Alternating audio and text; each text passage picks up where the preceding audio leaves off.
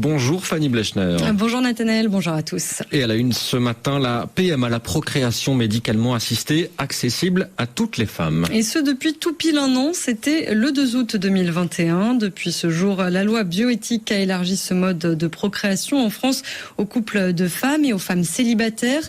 Un an et déjà la crise de croissance, titre Libération, qui n'hésite pas à parler de bébé boom, car la demande a explosé et cette demande, elle provient en majorité de femmes seules, à 53%, des femmes de plus en plus jeunes qui n'ont pas envie de passer par le couple pour faire un enfant, témoigne la coprésidente de l'association Maman Solo dans les pages du Monde.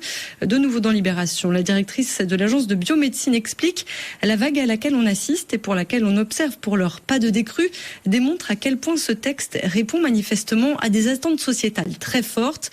Revers de cette tendance, des délais d'attente plus importants, des disparités d'une région à l'autre et une crainte concernant les dons de gamètes, d'autant que dès le 1er septembre, rappelle Le Monde, ces donneurs et donneuses de gamètes devront consentir à la communication de leur nom, prénom et date de naissance. Aujourd'hui, les délais moyens d'attente pour accéder à une PMA sont de 13,6 mois. La Croix s'intéresse donc aux femmes qui continuent d'aller à l'étranger pour y avoir recours, en Espagne, en Belgique, au Portugal, où les processus sont plus rodés, donc plus rapides.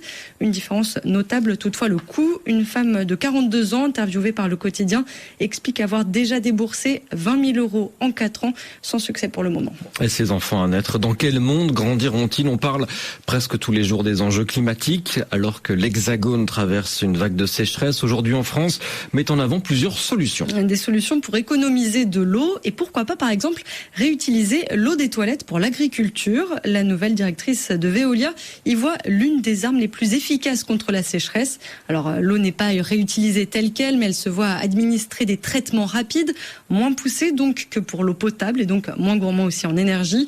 D'autres pistes sont avancées comme planter d'autres variétés de céréales qui nécessitent moins d'eau. C'est le cas par exemple du sorgho originaire du Soudan et qu'on retrouve dans le sud de la France. L'adaptation à la une aussi du Figaro. Qui s'intéresse cette fois à la sobriété énergétique, mettant en avant l'importance des gestes du quotidien, mais aussi le plan du gouvernement. Prochaine étape en septembre, 5 groupes de travail thématiques devront alors rendre leurs conclusions. L'ensemble de ces gestes doit permettre au pays d'économiser 10% d'énergie en 2 ans, explique le journal. Le Monde fait le focus sur la manière dont la France se hâte de constituer ses stocks de gaz avant l'hiver pour pallier la réduction des livraisons de gaz russe. Un chercheur à l'Institut Jacques Dehors pose la question suivante. Pourquoi ne pas suivre le modèle japonais et le monde de développer? Après le drame de Fukushima en 2011, l'archipel était parvenu en un temps record à réduire de 15% sa consommation d'électricité en prenant des mesures fortes. Par exemple, l'arrêt des escalators dans le métro et le recours au télétravail. Preuve que rien n'est impossible. Un autre effet, entre autres, de la guerre en Ukraine, les pénuries de médicaments. C'est l'Humanité, dans son édition du jour, qui se penche sur le sujet. En effet, explique le vice-président de l'Académie de pharmacie, beaucoup de produits viennent d'Ukraine et de Russie, comme les aiguilles pour les injections ou l'aluminium utilisé pour les pellicules sur les plaquettes de médicaments.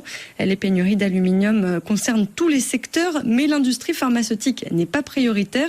Une solution avancée, là aussi, relocaliser la production de médicaments. Et puis, toujours au rang des pénuries, une bonne nouvelle quand même, Fanny. Oui, quand même. Alors que la guerre en Ukraine fait planer la menace de famine un peu partout dans le monde, un navire avec 26 000 tonnes de maïs est parti hier du port d'Odessa.